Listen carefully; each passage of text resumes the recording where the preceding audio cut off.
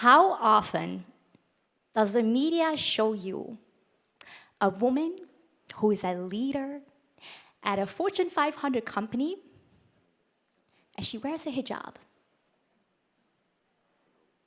Not often, right?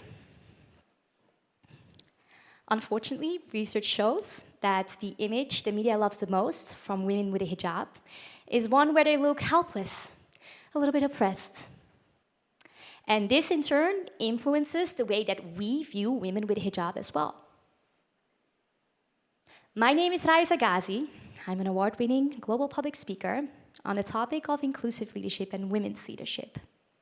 I was born and raised in Amsterdam, and I'm a graduate and lecturer at Nyenrode University.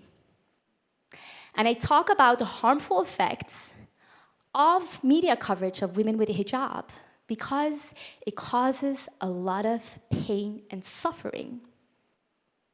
And that's something that we can watch play out right now in our society as well. And I find that very concerning, to be honest. And it's also something that influences me on a day-to-day basis as well. It happens in two forms. Sometimes it's very subtle, and other times it's not so subtle. So I'll tell you more about the subtle biases, okay? So when it comes to the subtle biases, it's usually people who either think lesser of me because I wear a hijab, or people who assume that I think lesser of them because they don't wear a hijab. Yeah, that happens. And so with the first one, I'll tell you, it usually comes out in the form of people thinking I'm outdated, I must be a little bit dumb, or I need some extra explanations to understand things. Am I really dumb? I don't think so. And the second is when someone thinks that I actually judge them for not wearing a hijab. Very recently, a lady came up to me and she said to me, you know what? I really respect what you're doing. I really appreciate that. But I feel uncomfortable around you. I feel uncomfortable because you wear a hijab. And I feel like you judge me. And I said, why would you think that I judge you? I don't judge you. And she said, because you cover your hair, but I don't. And that's why I feel uncomfortable around you. And so, two types of people, two types of biases, and both are hurtful.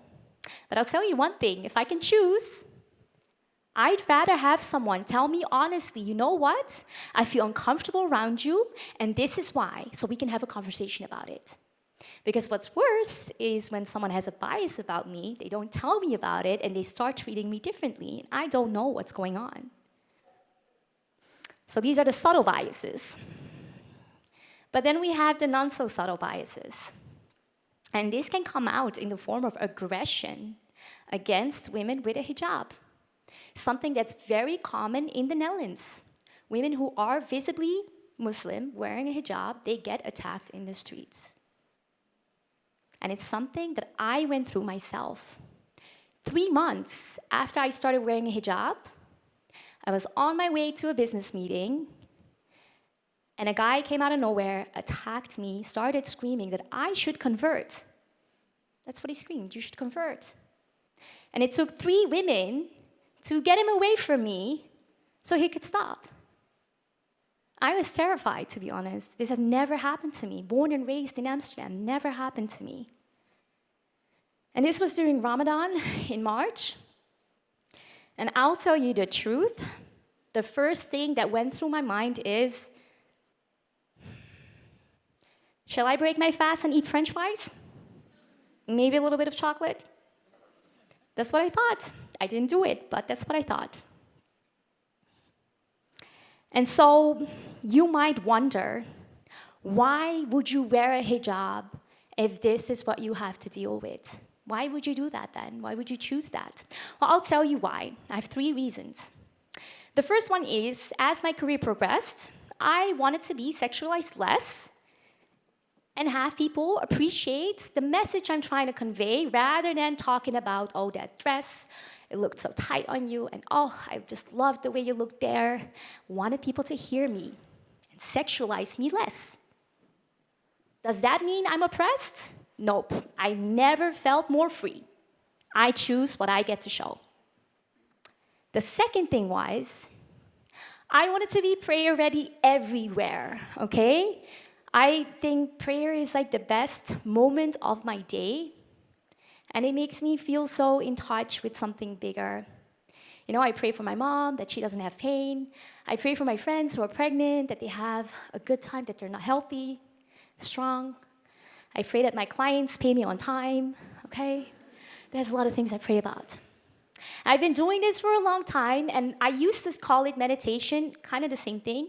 And when I would say I meditate 1 hour per day, people would be like, whoa, that's so amazing. And nowadays, when I say I pray 5 times a day, they're like, whoa, that's so extreme. Right?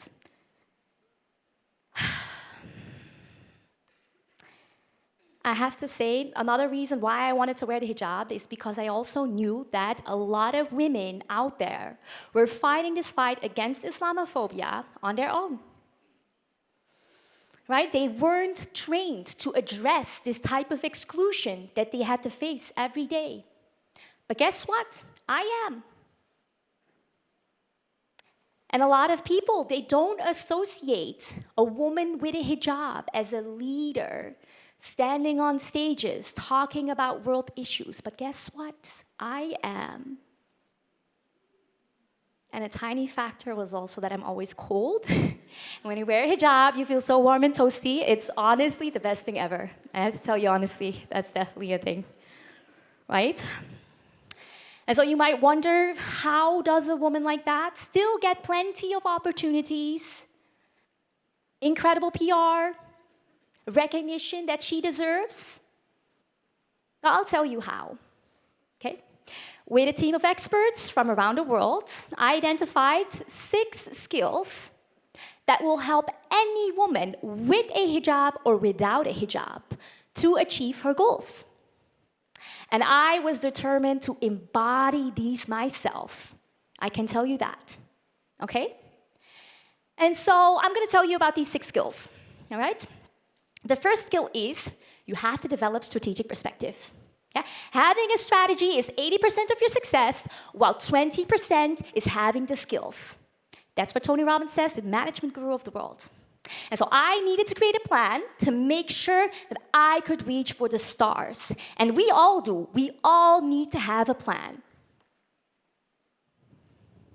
The second skill is you need to have high confidence levels, okay? You need to believe in your plan, carry the plan, make sure other people believe in your plan as well.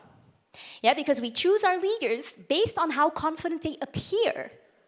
And so for me, that meant, I only surround myself with people who talk me up and not the people who talk me down. And I watch my negative self-talk very closely. Are you watching your negative self-talk closely? Then the third one was you have to self-promote yourself to the top, okay? If you want to see the definition of a humble brag, you should check me out on social media. Okay, every accomplishment, every activity, it is on there, yeah? And I would advise you to do the same thing. Yeah, you do have to talk about all the things you've achieved, you really do. And if you're not able to introduce yourself to me, mentioning 3 accomplishments, including numbers, titles, countries, scope of your work, you've not been doing your job. Okay? So that's the next one. Then we have building an influential network. Okay? Women who network more, they get higher salaries, more promotions, and they're also happier in the workplace. I network like a badass. All right? I know exactly who can give me my dream, and I am on it, sending them multiple messages, customized pitches, the right channels to reach them. You need to have a strategy there as well. And then number 5 is you need to demonstrate leadership. Yeah, come into a room, let everybody know I am a professional who's worth hiring. All right? Because whether we like it or not, people still judge you on your charisma or your style. And that's something that we women have to focus on because, unfortunately, we are still seen as the less credible group. Yeah? So we really do have to focus on that. And then finally, you gotta negotiate the value you deserve. Okay, there's always room for an extra title, a little bit more money, or extra benefits. I can tell you that. Okay? But sometimes I have to be honest with you, I do think, like, how pathetic that I have to put in so much energy into making people believe, oh, you know what, I am an expert, I'm a professional, worth hiring, oh, please pay me fairly. How pathetic, and just because I wear a hijab. But then I realize that I'm still working with the biggest organizations in the world. I'm standing on stages I never thought I would be standing on. And I recently was chosen top 50 most influential Muslims in Europe. So I guess it works.